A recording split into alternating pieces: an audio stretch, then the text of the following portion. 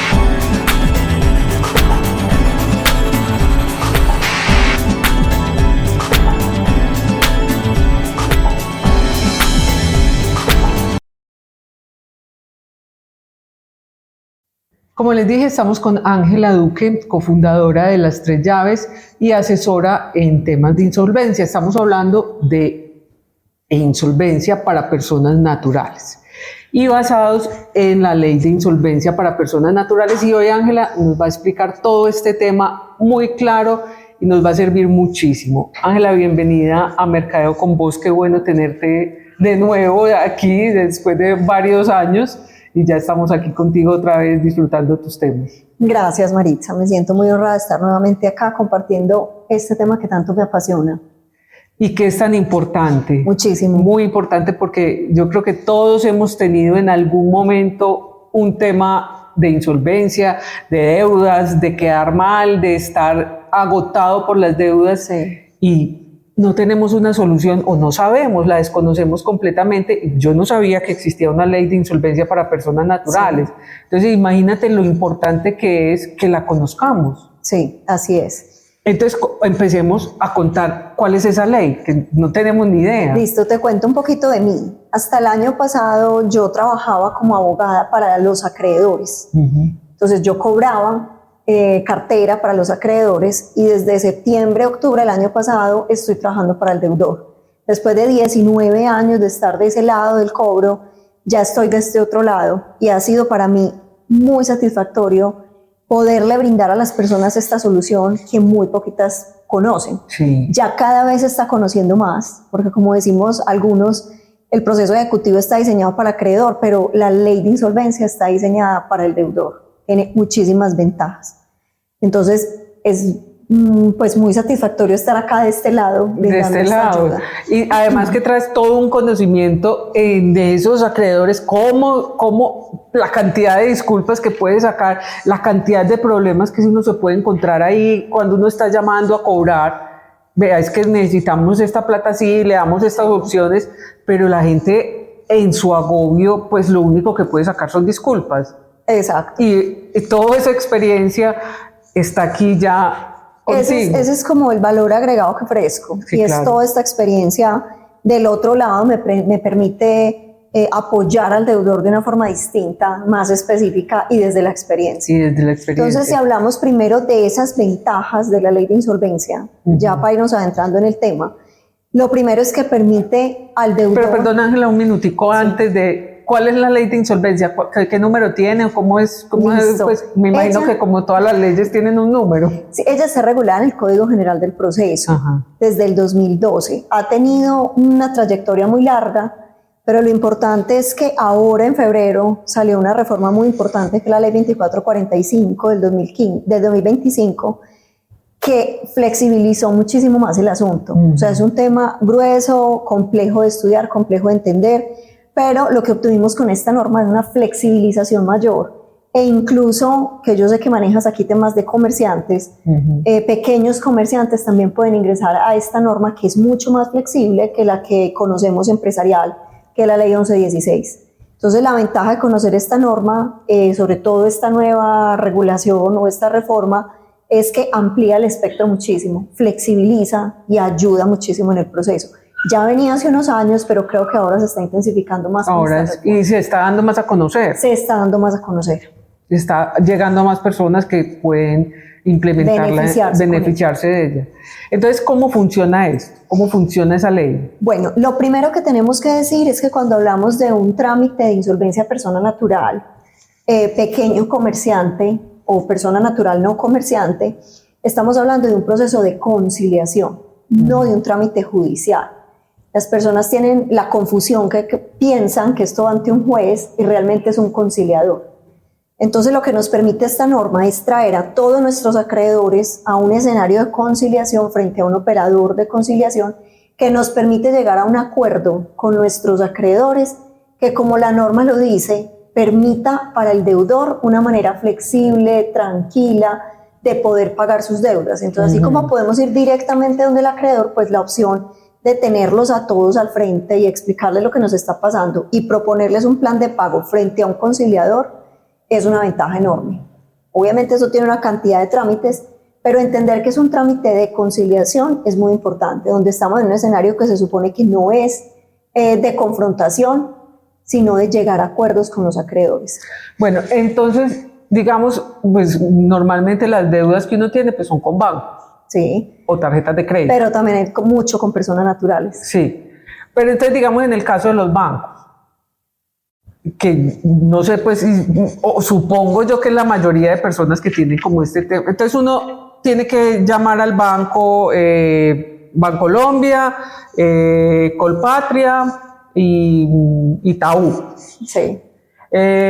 Y les digo, los reúno para hacer una conciliación.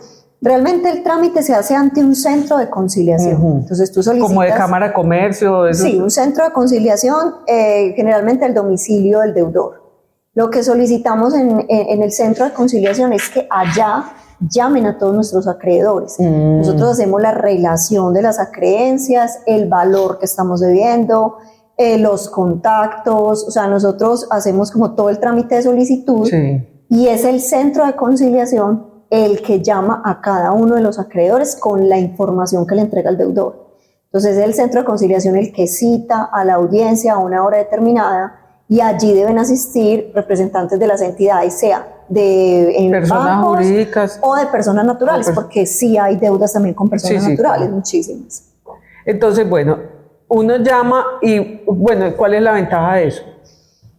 La insolvencia tiene unas ventajas enormes. La primera, le permite al deudor respirar. ¿Por qué? Porque ya los acreedores no te pueden hacer cobros, ni prejurídicos ni jurídicos. ¿Qué significa eso? No te pueden llamar a cobrar, no te pueden iniciar procesos ejecutivos. Si hay procesos ejecutivos en curso, se suspenden. Ya no se pueden tramitar más medidas cautelares, todo tiene que ser a través de la conciliación. Entonces, ¿qué le permite al deudor el asunto? Por lo menos tener la tranquilidad de respirar para poder analizar cómo llegar a un acuerdo, porque es que muchas veces la presión del cobro y la presión del proceso no le permite al deudor llegar a acuerdos mucho más sencillos. O sea, la presión antes es muchísimo más... Es enloquecedora. Enloquecedora, es muchísimo más el estrés para el deudor. Bueno, Ángela, vamos a ir a un corte y ya regresamos.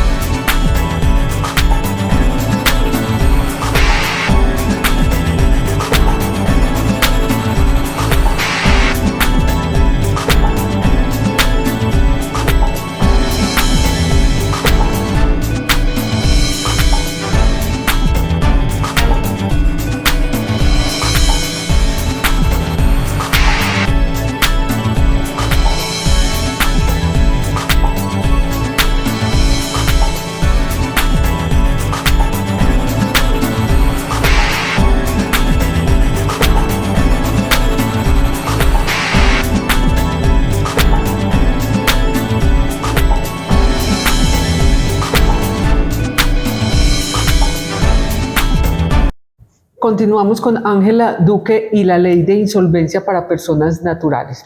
Ángela, ¿esta ley de insolvencia aplica para todos los casos? Bueno, en ese aspecto me gusta mucho analizar el caso particular, porque he podido identificar que no para todos los casos aplica. Hay otros colegas que consideran que sí y mandan a insolvencia, pero yo no estoy de acuerdo. ¿Por qué? Eso depende de muchísimos factores. Mira, yo relaciono mucho la enfermedad financiera, yo lo llamo enfermedad financiera con la enfermedad física. Sí. No es lo mismo tener una gripa, tener un problema del corazón o tener un cáncer. O sea, debe ser tratado de manera diferente. La ley de insolvencia es un caso para mí, desde mi punto de vista, mejor dicho, el abogado experto en insolvencia es el oncólogo financiero, por decirlo así, porque es un volver a arrancar de cero, como extirpar el tumor y volver a empezar. Y muchas veces la enfermedad que tenemos financiera no necesariamente se resuelve con una intervención quirúrgica de este tamaño, sino que podemos o llegar a acuerdos con la entidad con la que estamos endeudados, o hay otras salidas, otras soluciones, o salir de algún activo. O sea, hay que hacer un análisis completo, desde centrales de riesgo, desde los activos que tienes, el endeudamiento total, los bienes, tu nivel de ingresos, y dependiendo de la situación particular, yo recomiendo o no ingresar a este trámite, pero es caso a caso. Bueno, entonces, ¿este mecanismo cómo funciona exactamente? Los requisitos. Sí, ¿cómo funciona, cómo acceder a él? Bueno, lo primero es que hay que cumplir unos requisitos. Entonces, como te decía, desde febrero de este año, ya el trámite de insolvencia de persona natural, que es más flexible que el empresarial, que es la ley 1116, permite ingresar a pequeños comerciantes, que antes estaban como en un limbo jurídico, que no cabían en la ley 1116 y tampoco cabían en esta. Esta norma les permite ingresar. ¿Cuáles son los requisitos? Tener 2 o más acreedores con 90 o más días en mora. O sea, estarle debiendo a 2 o más personas con 90 días o más. O que se haya iniciado el cobro prejurídico o jurídico de 2 o más acreencias. O sea, 2 acreedores que ya me estén cobrando. Hay abogados que interpretan de una manera, otros que interpretan de otra. Yo pensaría que como está redactada la norma, desde que me estén cobrando, así sean dos o más acreedores, yo ya puedo ingresar a la norma. Bueno, esos cobros, digamos, de pagadiarios que son como tan violentos. Esto es un tema en el que tenemos diferentes puntos de vista los abogados. O sea, a mí me parece un tema muy delicado llevarlos a la insolvencia. Sin embargo, si hablamos desde el punto de vista estricto, deberían ir a la insolvencia, porque la insolvencia tiene un principio de universalidad. Allá debes llevar a todos los acreedores, o sea, a todas las personas que les estás debiendo. Si le estás debiendo un pagadiario, pues se supone que hay que llevarlo allá. Pero es un tema... El problema es que vaya. El problema es diferente. Es distinto. Sí, es diferente. Es distinto, pero se supone que debería... Se supone desde el punto de vista jurídico que todos los acreedores... Y como acreedor debería estar ahí. Debería asistir. Bueno, y que el total de la cartera que yo tenga en deuda sea o en mora sea el 30% o más. Y para las ¿El 30% de qué? Del endeudamiento. Del endeudamiento. Ya de los 90 días o más, sume 30% del endeudamiento total. ¿Sí? O sea, del 100% de lo que debo, el 30% tenga 90, esté en mora de 90 o más días. Y para las personas naturales, pequeños comerciantes, hay una disposición adicional, y es que sus activos no sumen más de 1.000 salarios mínimos, excluyendo la vivienda y el vehículo que se utiliza para trabajo. Esos son como los requisitos básicos que trae la norma. Ahora hay que hacer un análisis financiero y hay que hacer un análisis particular de si justifica o no ingresar a la ley o al trámite. Entonces, ¿cuándo se debe considerar que uno debe ingresar a la ley? Pues después de analizar todos estos requisitos, bueno, tengo el 30% o hasta más, tengo más de 90 días. Con 2 acreedores o me están cobrando. Exacto, tengo eso, entonces, ¿justifica o no justifica? ¿Cómo saber eso? Dependiendo de muchos factores. Ya esto es un tema más de análisis particular que yo hago con mis clientes. No a todos los llevo a insolvencia.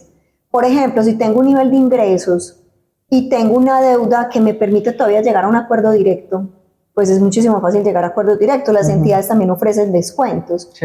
Hay que tener en cuenta que el trámite de insolvencia tiene unos costos. Entonces hay que sopesar si sí justifica los costos del trámite, tanto de los honorarios de los abogados como el costo de los centros de conciliación, si sí me justifica o si es muchísimo mejor para mí llegar a un acuerdo directo con la entidad, porque las entidades también hacen descuentos, tienen planes, también tienen flexibilidad a veces en los pagos. Entonces, si me permite llegar a un acuerdo con la entidad, si tengo ciertos niveles de ingresos, pues no justificaría la ley de insolvencia. Pero hay casos muy extremos, Maritza, que yo digo, definitivamente esta es la salida, o sea, no encuentro otra. Cuando ya no hay otra salida y necesitas definitivamente frenar los procesos, ya te van a quitar la propiedad, estás embargado y ya no hay manera, o sea, está a punto el remate y ya no hay manera de solucionarlo porque la situación financiera no te lo permite, no hay los ingresos suficientes, esta es una opción. ¿También se puede convertir en una opción de evadir las deudas? Es como el tema que le preocupa a los acreedores, el tema de evadir la deuda. Sin embargo, si miramos el espíritu de la norma, no está diseñada para evadir las deudas. Está diseñada, por el contrario, para poderlas pagar bajo las condiciones del deudor, permitiéndole flexibilidad al deudor, dependiendo de sus ingresos, de poder pagar. Y aquí en este trámite debemos partir de la buena fe del deudor, nunca de la mala fe. Entonces no podemos partir que el deudor simplemente no quiere pagar, no debemos partir de que quiere pagar, que por eso está llamando a todos los acreedores. Es tanto su interés en el pago y en la solución de las deudas que está llamando a todos sus acreedores para llegar a acuerdos. Ahí se ve la buena voluntad. Se supondría que sí. Se parte de ese principio. Y sí, se debe partir del principio de buena fe. Bueno, ¿pueden existir algunas consecuencias negativas? Hay que analizar específicamente cuáles son las consecuencias por el solo hecho de incurrir en mora y compararlo con la norma, con la ley de insolvencia. Siempre que me siento con mis clientes, les explico, mira, tienes que entender cuáles son las implicaciones del no pago. ¿Cuáles son las implicaciones? Primero, que te van a llamar. Segundo, que te van a demandar y que te van a embargar los bienes que tengas embargables. Y el tercero, que te van a reportar en centrales de riesgo. ¿Qué pasa con la ley de insolvencia? Primero, no te pueden seguir llamando, o sea que eso es una ventaja. Ni te pueden cobrar ejecutivamente porque debemos ir al trámite. Eso es una ventaja. ¿Cobro ejecutivo es de juzgado? Pues. Sí, de juzgado entonces no te pueden llamar ni te pueden cobrar ejecutivamente porque ya están involucrados en la ley de insolvencia los acreedores. En tercer lugar, es la consecuencia del reporte en centrales de riesgo, que se puede acelerar la retirada del reporte negativo un poquito con la ley de insolvencia bajo ciertas condiciones y parámetros. Pero igual, estemos o no en insolvencia, vamos a tener que, por decirlo así, cargar con ese reporte negativo por determinado tiempo. Entonces, el que te garantice que con la insolvencia ya vas a salir de centrales de riesgo, vas a estar bien reportado, vas a acceder a la vida financiera de una vez, no es verdad. Así como cuando nos enfermamos físicamente y debemos tener paciencia con el tema de la recuperación, cuando nos enfermamos financieramente también tenemos que tener paciencia con la recuperación. Para recuperarse. Entonces, las consecuencias, si lo miramos desde el reporte en centrales, es básicamente casi lo mismo, muy parecido como yo lo percibo. Ahí me queda una inquietud, pero vamos a ir a un corte y ya regresamos.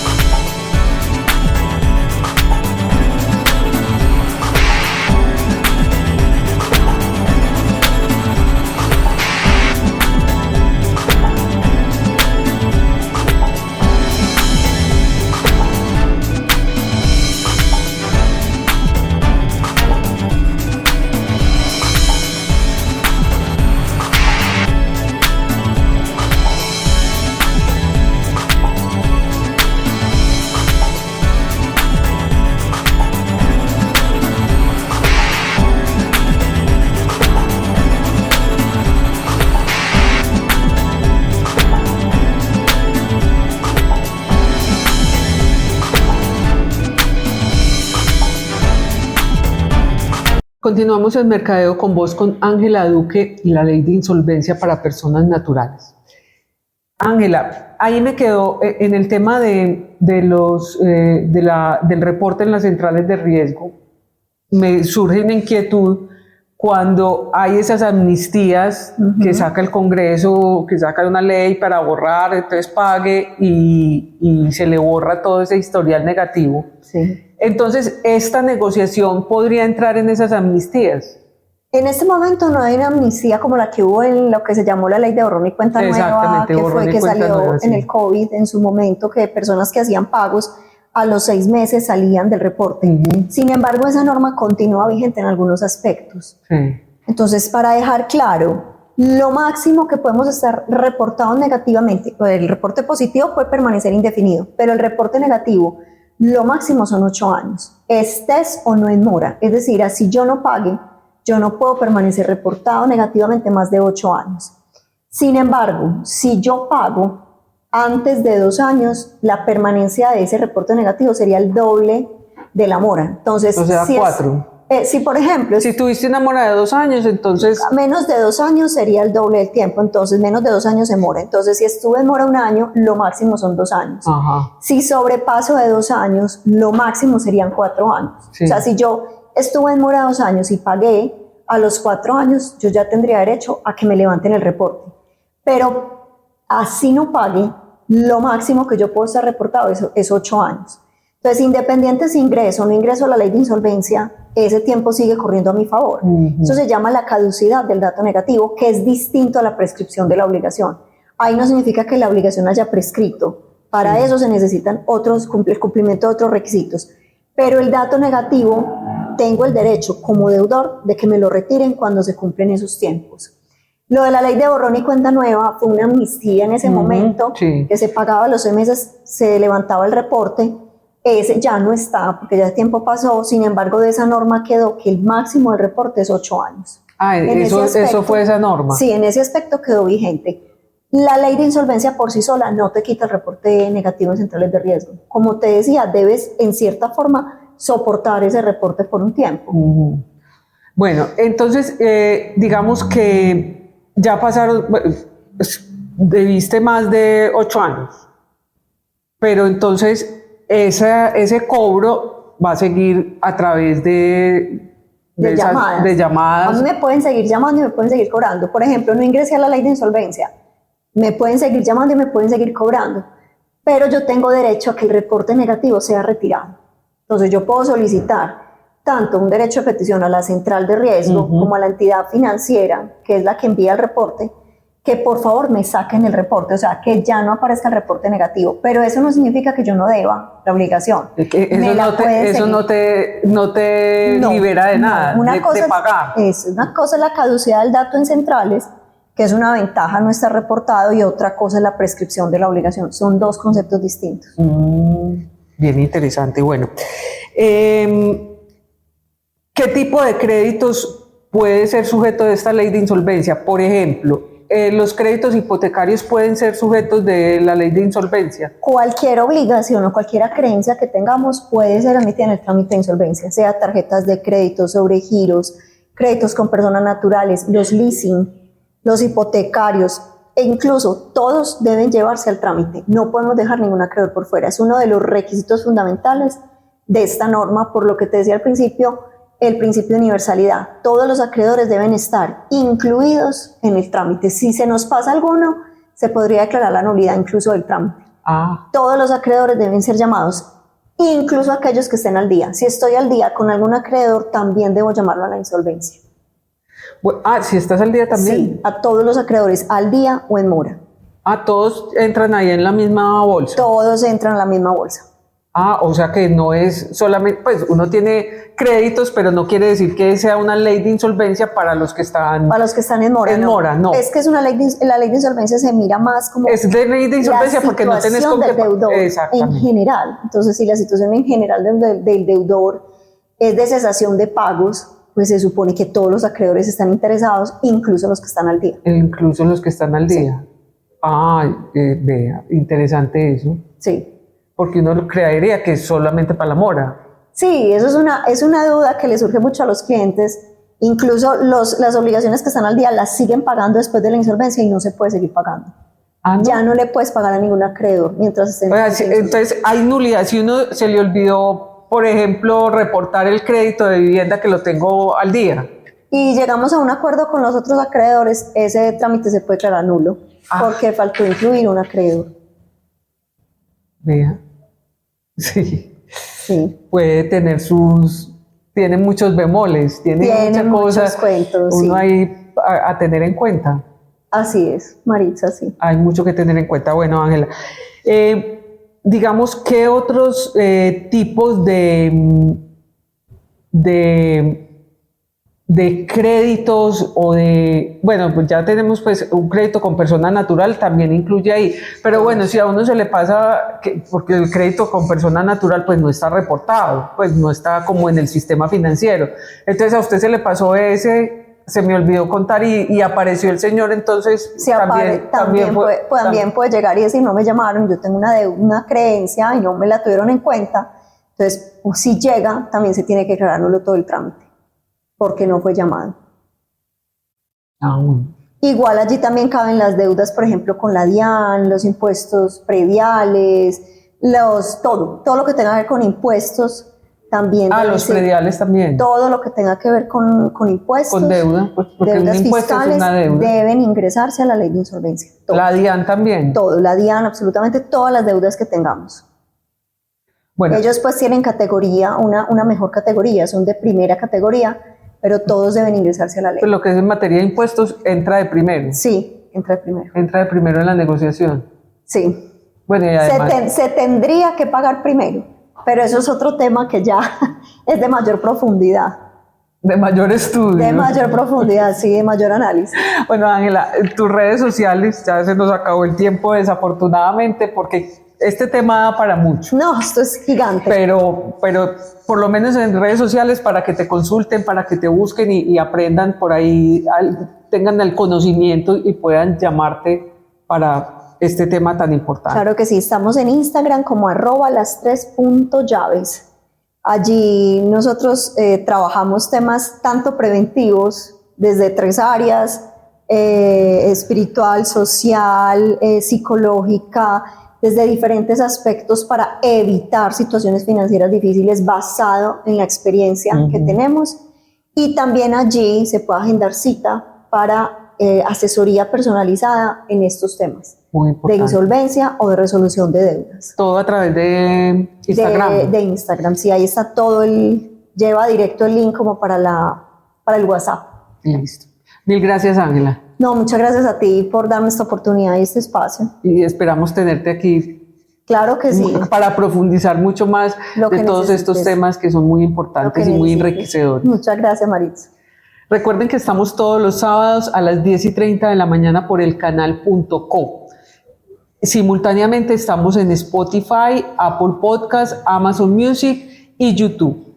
Con repetición los martes y los jueves a la 1 de la tarde por el canal.co y los miércoles por Radio Global Coach PNL.com en España a las 8 de la noche, hora de España, 1 de la tarde, hora de Colombia. Ahí nos vemos y nos oímos la próxima semana. Chao.